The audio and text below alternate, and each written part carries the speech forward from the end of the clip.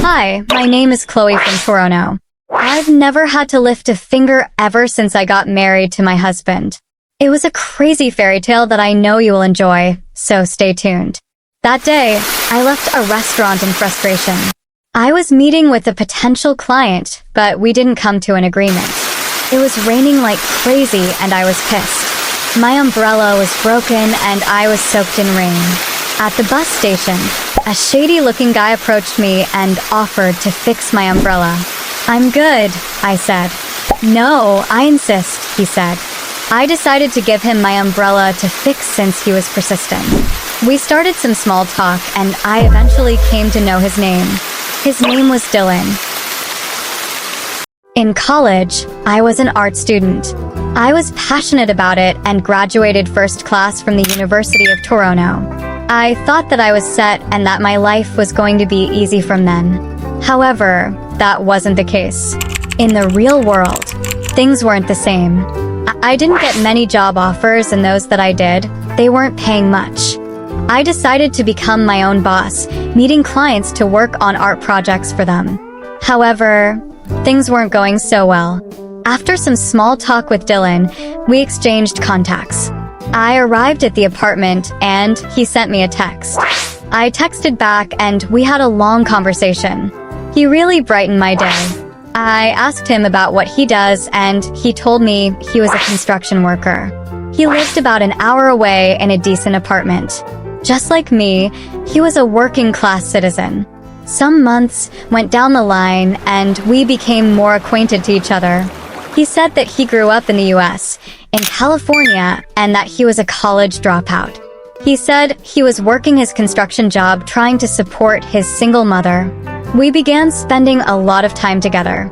We would go to the movies together and thereafter, he would take me back to my apartment. He would take me on dates in nice, decent restaurants. We also spent a lot of time watching videos from our favorite YouTube channel, exploring relationship dilemmas.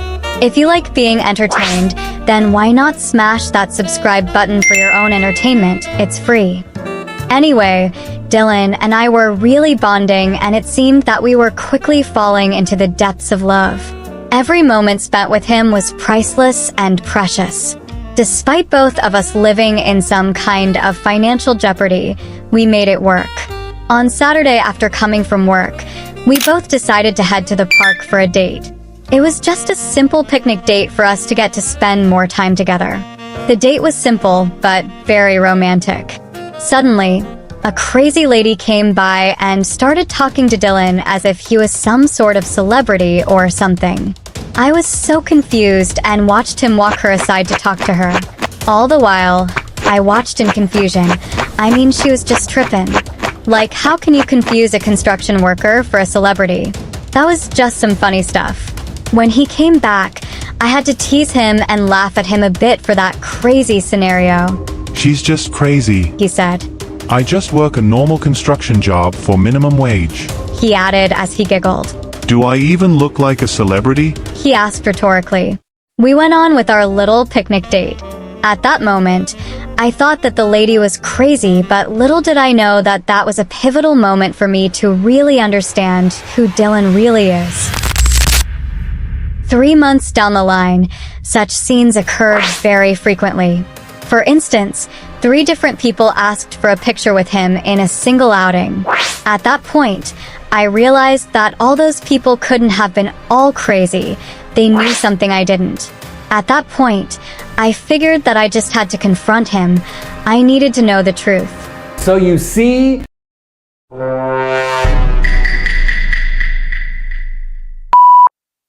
I guess I have to explain Dillon's backstory, so just get some popcorn for it, cause it's juicy. Apparently, Dillon grew up in Compton. If you come from California, you've probably heard about Compton and probably even about how dangerous it can be. With a rate of 38 crimes per 1,000 residents, it's considered among the most dangerous communities in America. Growing up, he joined a gang because of the social pressure on him. He was raised by a single mother. His passion for basketball pushed him to want to play it professionally by joining the NBA. Dillon's effort eventually paid off, and he made it out the hood. He joined college and declared for the draft in his senior year. He was drafted in the first round and signed a big contract. This happened when he was 21. He played professionally for around 6 years until he was 27 years old. His career ended after a gruesome injury. That explains why so many people wanted pictures with him and his autograph, because he is in fact a sports celebrity. He decided to come clean about his financial status and said that he was a multimillionaire. With the money he earned as an athlete, he also started a construction company. You can imagine how much wealth he had garnered from it. Just for fun, can you try and guess how much he is worth? Let's see how good you are at guessing.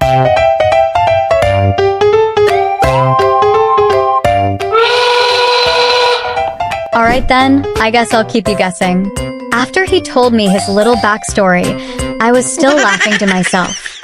That was so funny. Are you high or drunk? I asked in laughter. My laughter was brought to an abrupt end when he pulled out his phone and showed me the bank balance on just one of his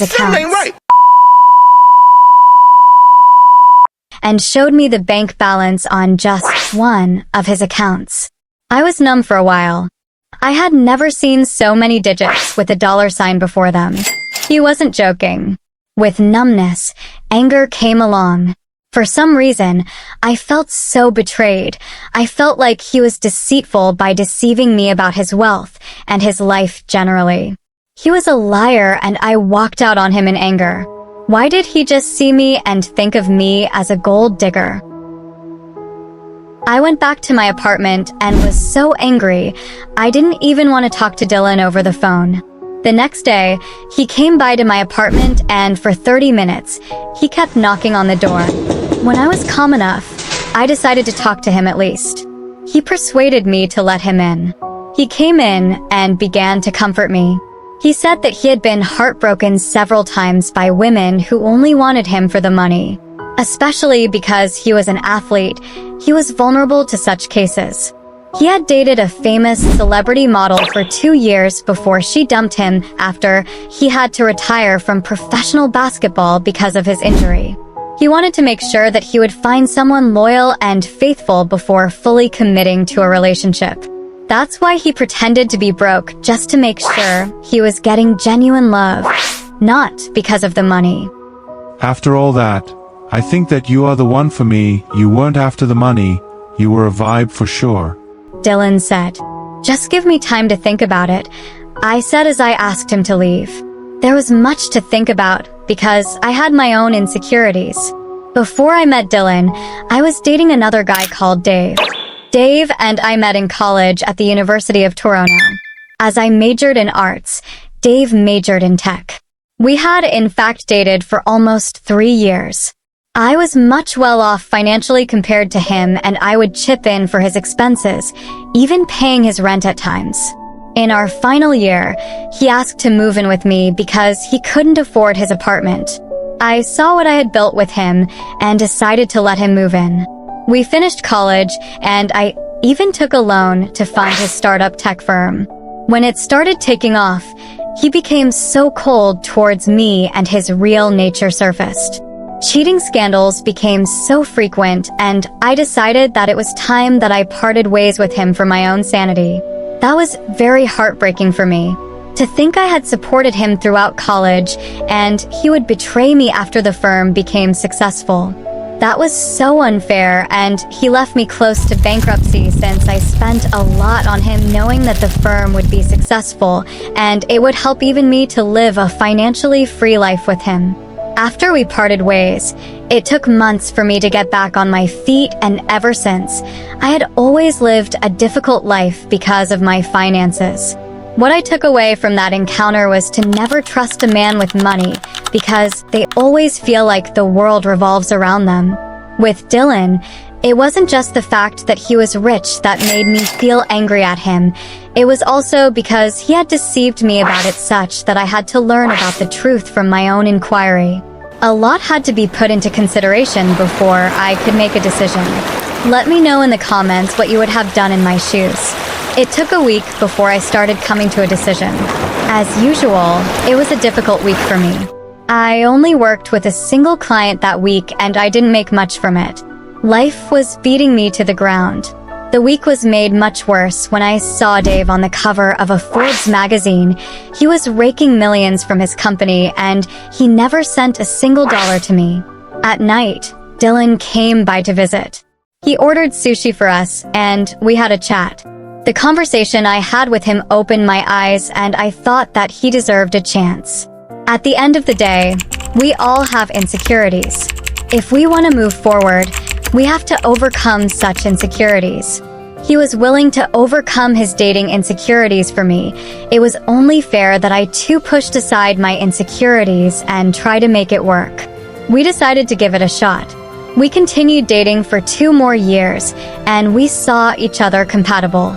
We had a nice wedding in Toronto, and I moved into his Toronto penthouse after our honeymoon. We have been living together for 4 years now and have a 2-year-old son named James. I also started an art blog that has grown so much, and I'm really happy about spending my time doing what I like the most. Deciding to get married to Dillon was probably the best decision of my life. Because of his stable finances, I was able to stop working and focus on my art blog. If you enjoyed my story, please give it a like. Subscribe and turn on the notification bell. As a lady, I know it can be difficult to sometimes trust your man. After watching this video about trust, I was really entertained and enjoyed it. Click it right now. Also check out this playlist. Thanks for watching.